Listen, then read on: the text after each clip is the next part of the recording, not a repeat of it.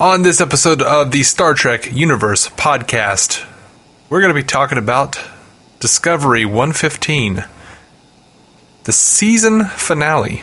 Woo. Will you take my hand? Did you just woo? I did. Will you take my hand? Woo! Right after this.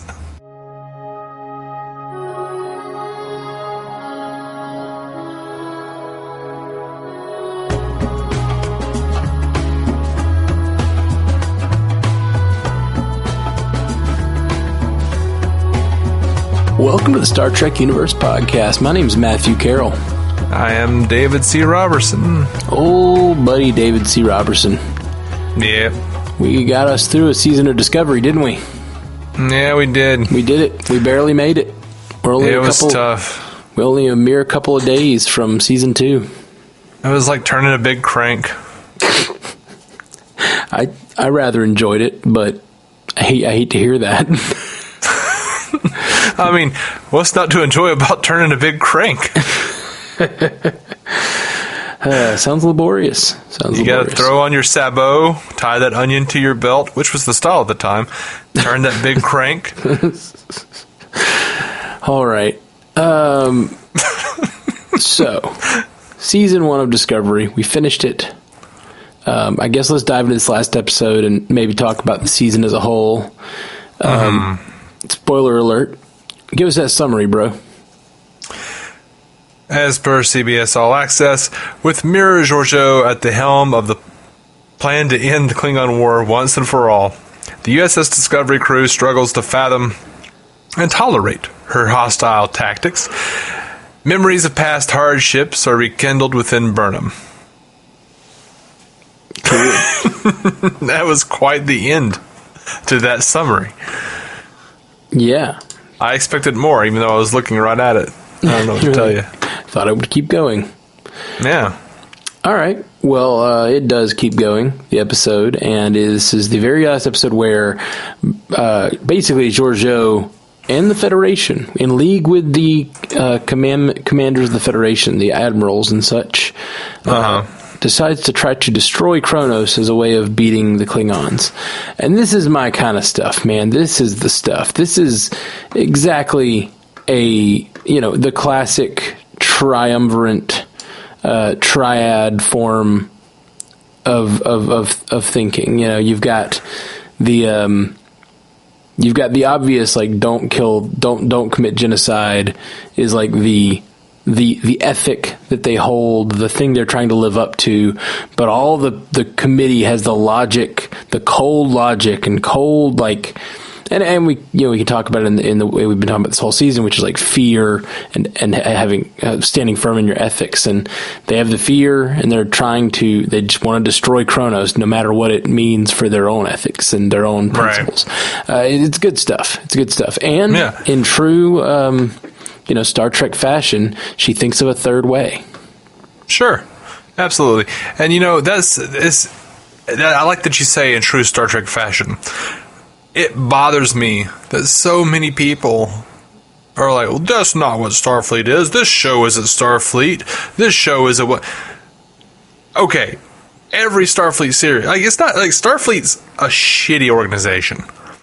Because they're constantly having to go against the Federation to live up to Starfleet ideals. Absolutely. Like, every series, there's like some asshole admiral who's like, but you don't understand, Captain, and you don't have to because I'm taking over your ship. Right. And then they have to like find some way, like, Geordi, get data into the thing and whatever. Some kind of techno-babble, and we found a way around it. Now, Admiral, if you'll kindly get off the bridge of my ship. Yeah. To complete our mission, we don't always have to give up our principles, and that's and it's worth fighting for our principles. Yeah. But that is a common theme in Star Trek. Absolutely. From the very beginning. Absolutely. And I like that Burnham is the one forcing that to happen, and standing up to the Federation. And of course, she's the one who, at the beginning of the season, wanted to go against those same rules, and they that's very on the sleeve of this episode.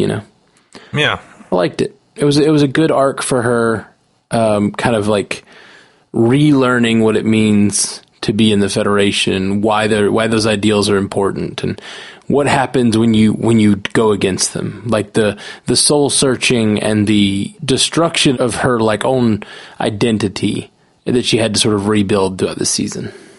Yeah, I dug it. They did a good job with that part. Yeah, I agree. That sounds like there's a part they didn't do a good job with. So what do you want to harp on them for? I don't know how they would have fixed it, but and apparently they are still dealing with it in season 2. It does feel like a rushed ending to the Klingon War. It does. I mean, it's the classic, one button solution to a war.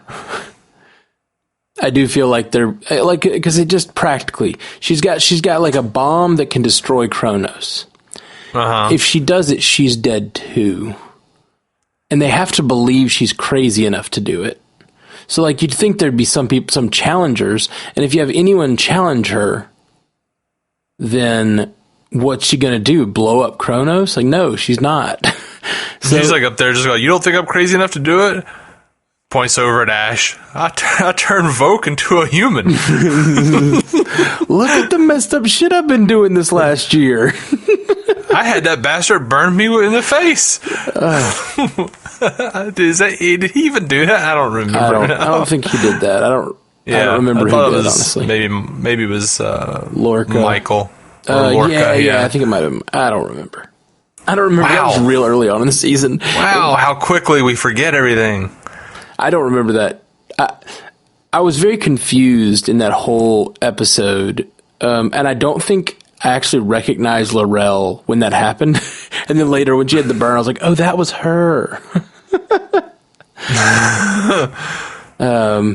You're like, oh, it's another Klingon lady. She was just their captor. And I was like, why would Laurel be there? Laurel just went, yeah, like I'm sorry, a little bit all Klingons look alike, which I think is why they gave her the scar. Yeah. I mean, you get to know the Klingons and you start to see the like face behind the latex and you start to understand their voices and everything else. But like, I'm especially these Klingons, they all look alike to me. I think it was him, but I think it was him that gave it to her. I'm not sure, but I like it. I like that she had the scar because it was like, he's not the only one that gave something up. Like I think that part was a surprise to her. She wears that as a constant reminder of what she gave up. Yes, and I think Ash is a constant reminder of what she gave up too. She didn't necessarily know that they weren't going to figure him out or anything. Like, I don't know. Not that she knew that he was going to shoot her or whatever. Oh, yeah. Right. Okay. So, Tilly was probably my favorite part of this episode. There was a lot of great emotional stuff in this episode. I actually cried. Yeah. They got me. They got me, I know. Wow. Yeah. The end, especially at the end when they're giving the awards out. Oh, yeah, I cried when this showed Stamets holding Hughes' medal. That like, I was already tearing up, and then that threw me over. Like, and the thing that was making me cry to begin with was just the idealism, which is great. I love that they made me feel that for the ideals, because I feel like a lot of times on these shows, you've got the idealist and the practicalist, and I'm very much on the side of the practical person most of the time. When I watch Daredevil versus Punisher, I'm like, yeah, Punisher, keep them. They stay down when you kill them. When you knock them down, they stay down. I dig that. Batman, just kill the Joker. What's your problem? But they really put this in a context of like real social responsibility, and made me. By showing and they did this to Burnham too, by showing the Klingon homeworld and showing them living their lives, it puts them in a context of those are beings, those are like beings that you should care about too. Yeah. And the whole concept, the Federation is everyone can be part of your family, I guess. And I think that's an ethic that I believe in strongly outside of Star Trek, and so it really drives home. Everyone can be, everyone should be someone you care about. No one's disposable. The whole idea of the other is just because you don't know them well. Right. I think Burnham's speech was good, but it would have hit home, as well as the medal giving would have hit home more for me if they hadn't weirdly edited the medal giving in between Burnham's speech. It was a little disconcerting to me at first because I didn't realize it was happening. And then it started to happen, and I was like, wait, they're doing that while she's talking? No, she's over there. What's happening? And then it dawned on me, but it wasn't, something about the editing on that was odd. Yeah. It's like they should have done there are editing techniques that let you know things are not happening at the same time. Like they could have done a wipe or something, not a wipe, but like a cross dissolve between Burnham giving her speech and Burnham receiving the award, and it would have made it clear, but they didn't do that. And so it felt, I think that's a cheesy sort of 80s TV thing to do, but it also is a convention that we're used to. And by not doing that, they kind of shot themselves in the foot because it took a minute to get my bearings as to what they were trying to do. Yeah, I thought it was totally jarring. Totally took the oomph out of it for me. Yeah, that is a bummer. It did distract me for a second, but I got back in, and then when it showed Stamets holding Culver's medal, that really sunk it for me. They sunk the putt, as it were. We did a Section 31 episode earlier. Yeah, we did. And I think I was talking about this, but in that one. But I feel like they did, and yes, they did highlight it, and they pointed it out just so someone couldn't say that, or at least there'd be a good argument that they didn't gloss over it, but I totally feel like they glossed over how awful Emperor Georgiou was. Oh, I don't. I kind of I know that they mentioned oh yeah, she eats Kelpians and stuff, but then it's it just makes me so angry that Burnham let her go. And she's be good. Yeah. Be good, Philippa. I'm she is a piece of shit and needs to be in a brig somewhere. I'm with you, but they literally had to trade her freedom to get the bomb back. I get it. It's just it had to happen. They're trying. It feels like they're trying to push Philippa's redemption on me. I don't think that. See, you're gonna like this person. I don't think that. I think they're trying to push that she has some humanity still, in the way that she cares about Burnham. Because she does. Although Burnham's not even fully sure of that. One of my quotes, and I'll just go ahead and jump to it, was, if you do this, then you'll have to watch me die again. And she pushes into the gun, puts the gun to her chest, and then there's a pause, and then she says, "And did I mention being hunted till the end of your days?" I loved that so much, because it's so, I'm so sure that there's a little bit of the Georgiou in you, but I'm not really. Yeah. I don't know. I hear you. I think they are. It really will matter to me how they do it on this television show. The Section 31 television show will. Yeah. It'll really be interesting to see how they handle that. Even season 2. True. I don't think they have in any way rehabbed her character yet. Yeah, it's one of those. It's sort of for me if you are going to do something like that with a character like that, that's been you show me how awful this character is, and then you're trying to redeem them and make me like them. You're gonna have to really knock it out of the park, Spike on Buffy level, knock it out of the park. Right, and what they had to do on Buffy to rehab Spike was put him in a basement for a season, being tortured by his past. She needs to go through, to have redemption, you have to have guilt and remorse. And so you have to see her go through the pain and realize the pain. Maybe she has to learn to love a Klingon and a Tellarite and a Vulcan. And maybe that'll happen in the Section 31 series, and she'll start to realize what she did, Section 31 is very interesting. The idea of trying to actually rehab the Terran Emperor into a protagonist of a TV show. And it's possible they won't. It's possible she's going to last a little bit and they're going to have to kill her off because she's such a wild card, or that she'll more be the villain of the show than she is the hero. Yeah, we were talking earlier. That's what I think they're basically going to do. I don't think Michelle Yeoh is going to stay around. I just can't imagine it. I think she's already stuck around for 2 seasons of Discovery, it looks like. And now they're starting a Section 31 series with her. So she's already going to be committed for like 3 years of Star Trek. It's not, it's already like that's a long time for most shows, for a lot of shows to run. I would not be surprised. I mean, if she did a couple more years, it wouldn't be too shocking. It really, I think, depends. If a star like her sticks around, it probably depends on the reception of the show, to what the viewership is like. Yeah. Because they sort of announced it earlier, and then they officially announced it just now, but it's been months, I kind of wonder if they didn't announce it to get negotiation power. Because I think they haven't announced it yet because they were in negotiations with her. Maybe. I also think that they do that a lot of times. When they do those 3 months earlier, they announce something. It's a trial balloon to see how the fan base reacts. Yeah.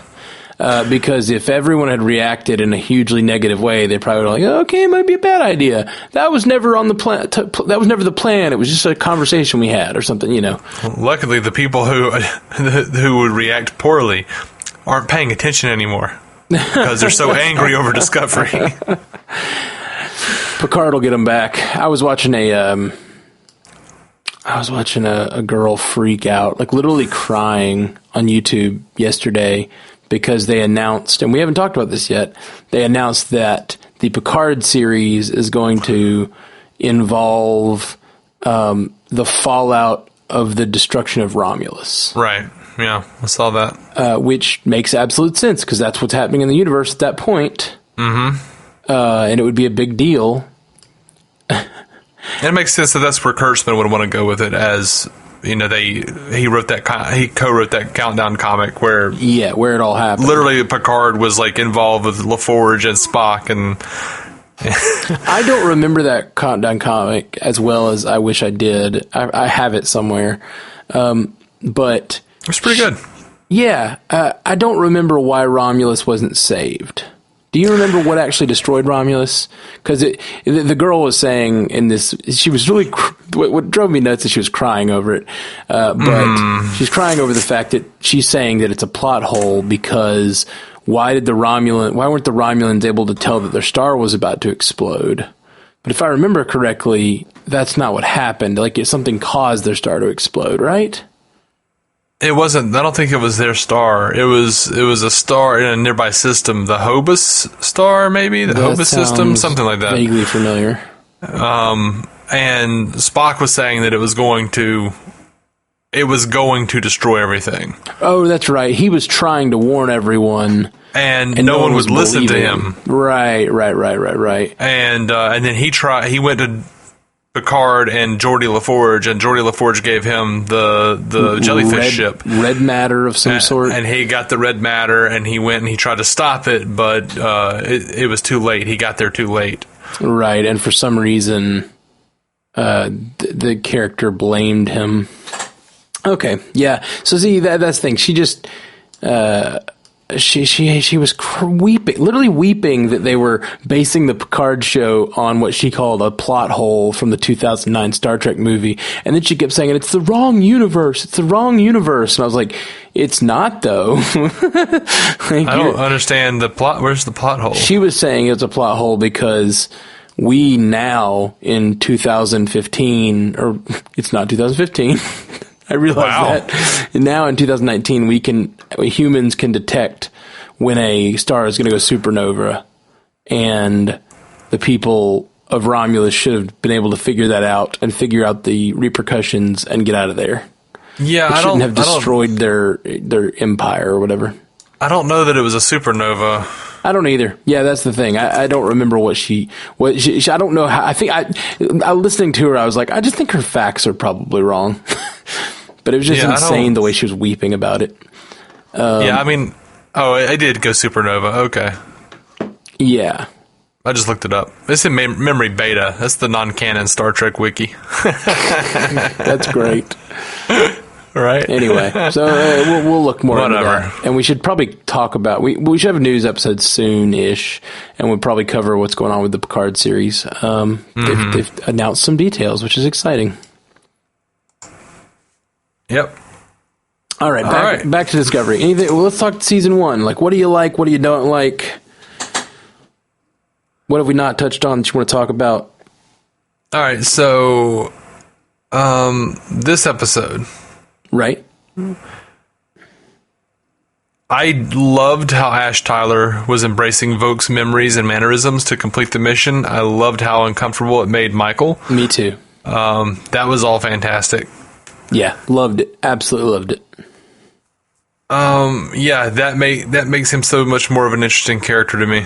Yeah, I liked Ash Tyler from the beginning. Like, just when he's a Starfleet officer, he was just cool. Like, he was just a cool character. I did, you know. You sound like Tilly. You've got a crush on him. I do. I have that soldier thing's back.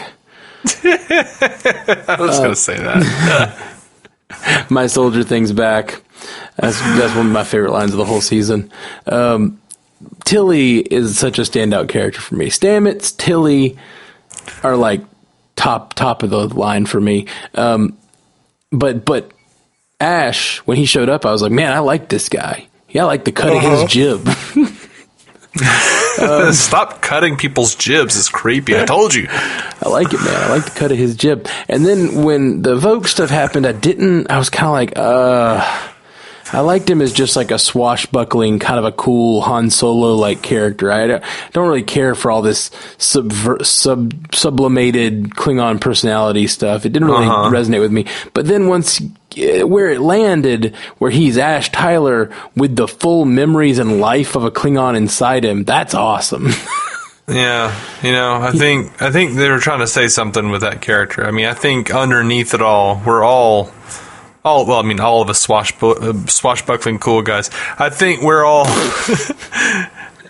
secretly albino Klingons who call themselves the Torchbearers. I think we can all relate to that.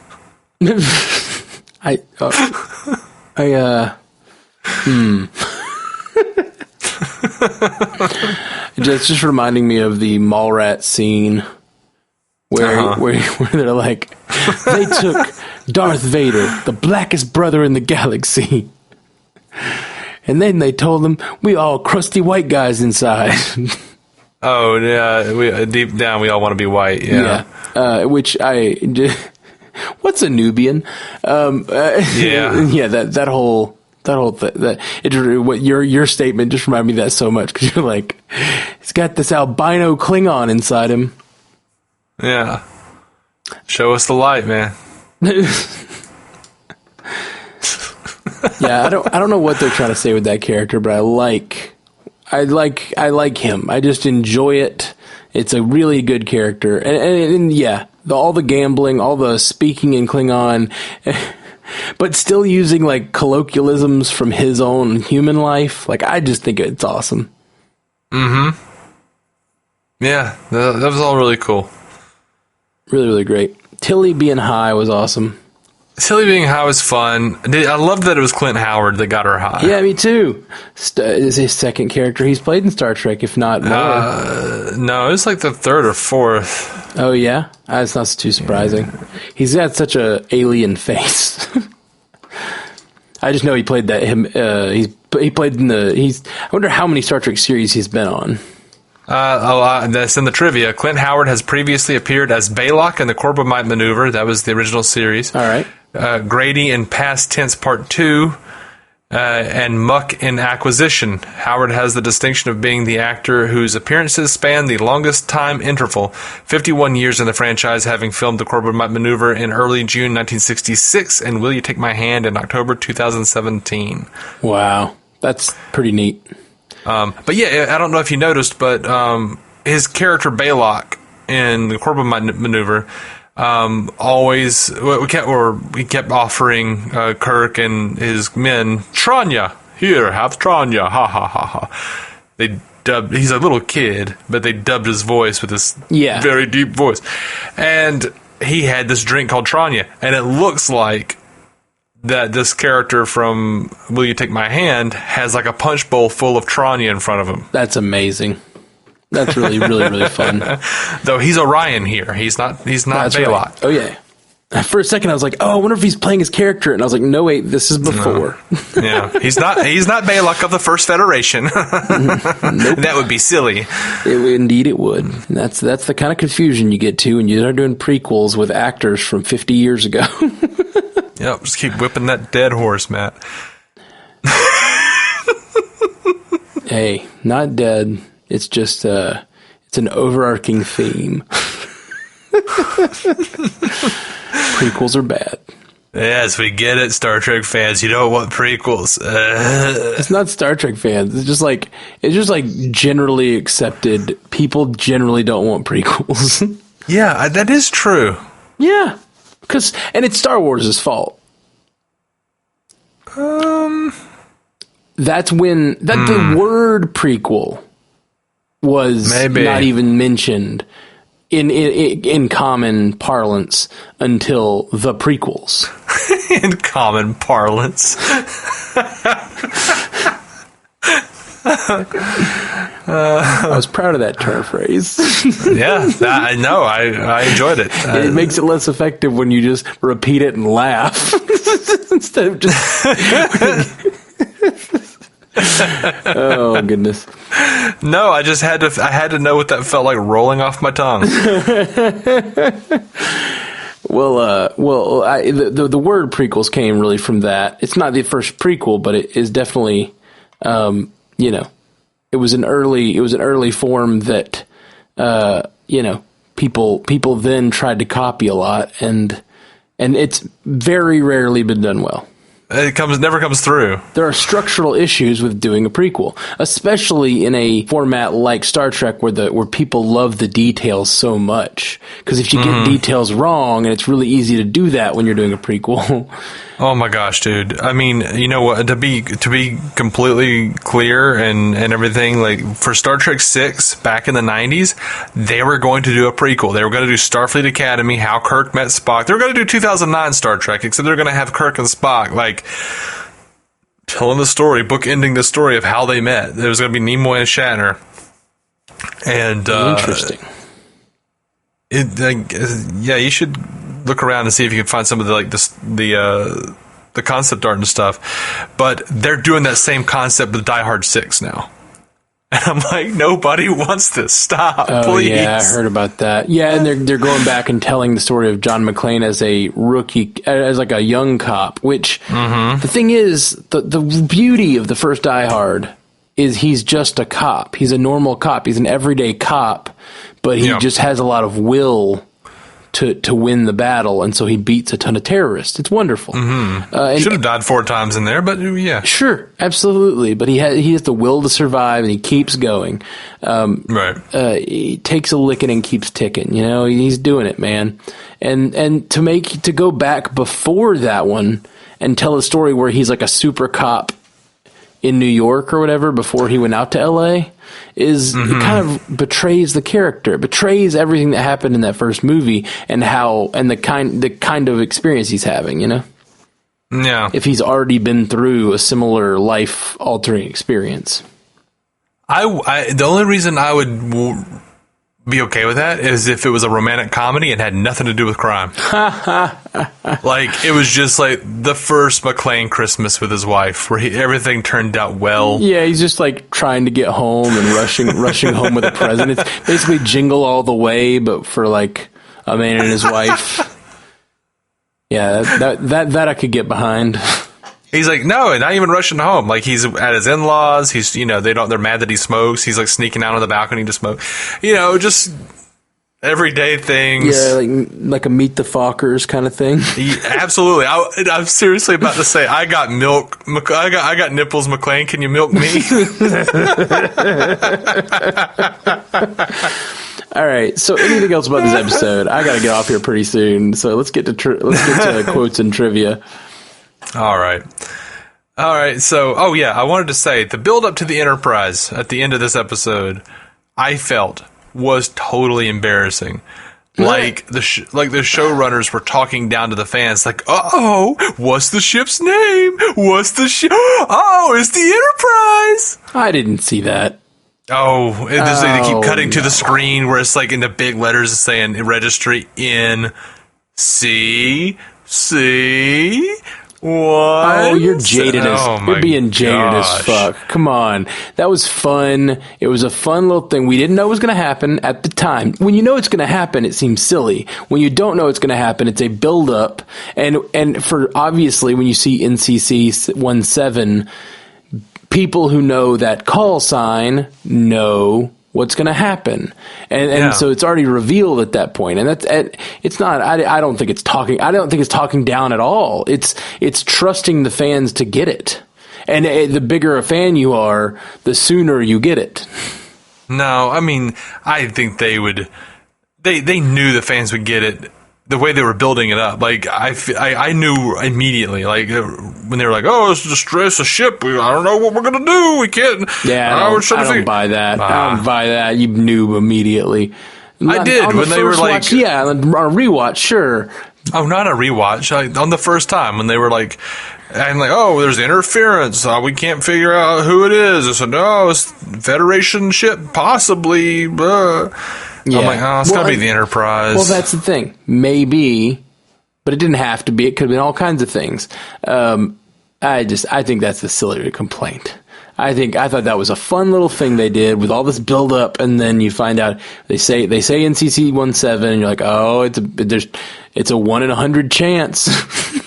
And they're narrowing it down, and then it's Captain Pike, sir, and then, of course, the real emotional hit is realizing Sarek and Burnham realizing that their son/brother is on that ship. And then Burnham goes, "It's the USS Enterprise." Like, no, they have... like, how often do they actually say, "It's the USS insert name"? Like, we know it's the USS. They actually do that a good bit on this show. Yeah, it's just lame. All right. They have done it, and they said USS and ISS a lot this season, and that's kind of how Burnham talks. Well, to emphasize Mirrorverse versus quote unquote Prime, but sure, I got it. I got it. It's just I didn't like it. All right, I didn't mind. The whole Enterprise thing was fine to me. I don't even really care that they changed the design a little bit. I know that's heresy to you. Oh yeah, that ship is perfect. I know, like. A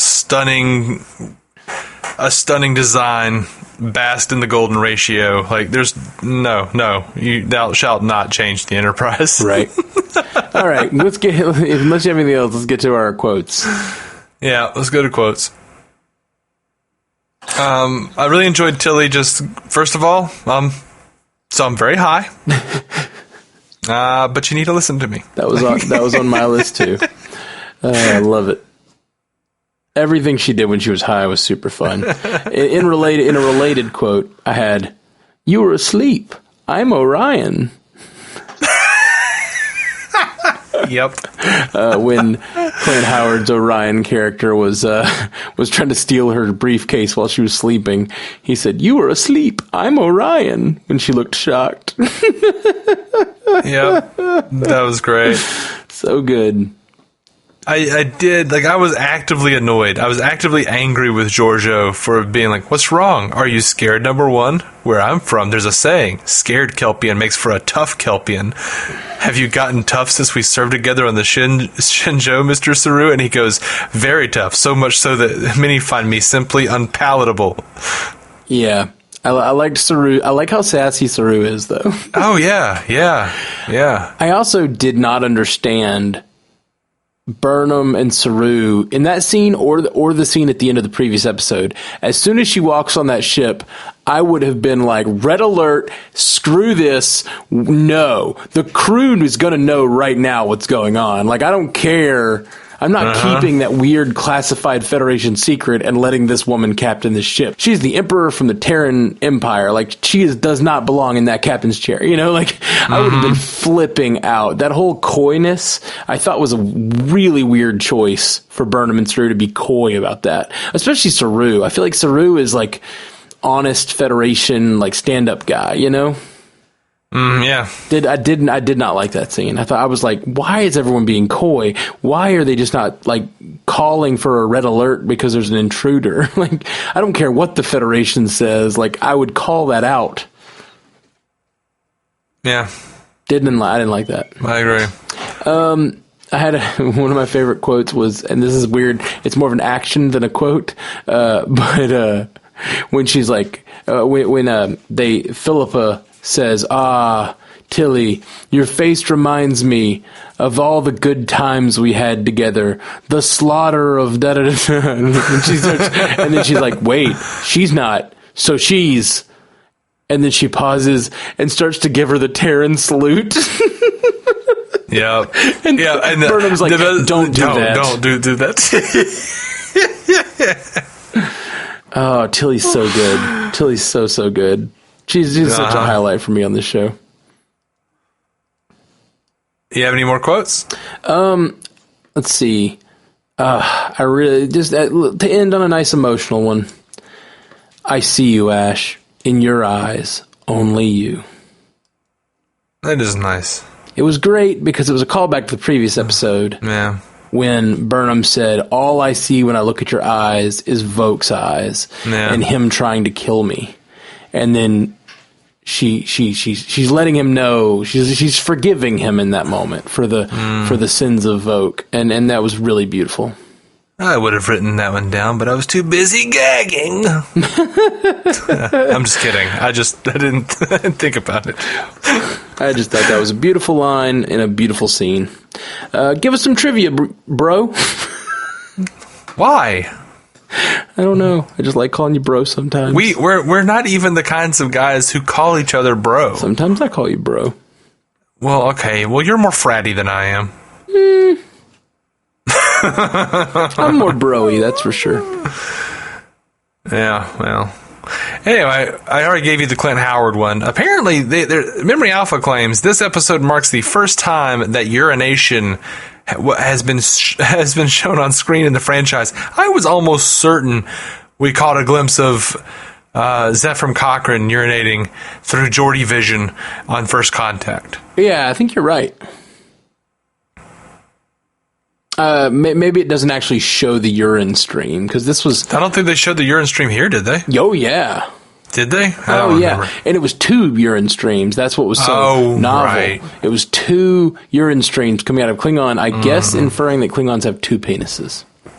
Or at least a hole in either side. Right. They got some sort of Targ situation going on down there. No thanks. What else you got? So I thought it was a weird choice, but I did enjoy this. The episode's closing credits are set to the end credits theme from the original series instead of the usual theme. Yeah, I liked that. Yeah, I was like, oh, you're gonna play the music. That's cool. I would have liked to have seen the ship. The real one. Sorry, man. This is the new real one. No, it's not. Sorry, man. I will. It's not canon. Definitely canon.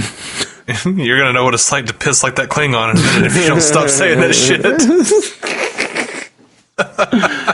Are you gonna start weeping? Are you gonna start weeping, Dave? No, it's going to become malicious and violent. All right, what else you got? Any other trivias? All right. They say this episode shows the construction of the Earth space dock that appears in 4 of the original series films, beginning with Star Trek III, The Search for Spock. It would also have shown up in TNG. Yep. Cool.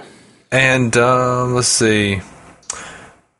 This was interesting. I didn't really catch this, and I feel like I should have. The actions of the Mirror Philippa Georgiou in the Molor Shrine reflect those of her Prime counterpart in the first episode. In the Vulcan Hello, the Prime Universe Georgiou goes to a well and uses a weapon to bring life by firing a phaser to open an underground reservoir of water for a drought-stricken people. When the Mirror Universe Georgiou goes to a well and uses a weapon to bring death by deploying a bomb to trigger catastrophic volcanic eruptions. I like that one a lot. That's cool. Yeah, I didn't piece that one together because I'm a dullard. Yeah, me neither. That was cool. There's a long time between those two scenes. It's like the book ends the season. Cool. That's right. All right, was that all the trivia? That's it. All right, guys. Well, we will be back in just a couple of days with new Star Trek. Star Trek Discovery Season 2 starts on Thursday, so we'll be watching that and getting back to these the cast real quick with that. So that's actually probably tomorrow as you listen to this. So check it out. We're going to get into some new Discovery. Woo! Weep. Gnash of teeth. What? Live long and prosper. And gnash your teeth. Please don't. Gnash your bridges. To reach out to us, hit us up at StarTrekUcast.com, at StarTrekUcast on Twitter, Star Trek Universe Podcast on Instagram and Facebook. Just search for us there, or send us a message at StarTrekUcast@gmail.com. If you'd like to hear more from David C. Robertson, check out the DC On Screen podcast or maladjusted.tv. And if you want to hear more from Matthew Carroll, that's me, check out the Marvel Cinematic Universe podcast, or go listen to my music at MatthewCarrollmusic.com or anywhere you get music.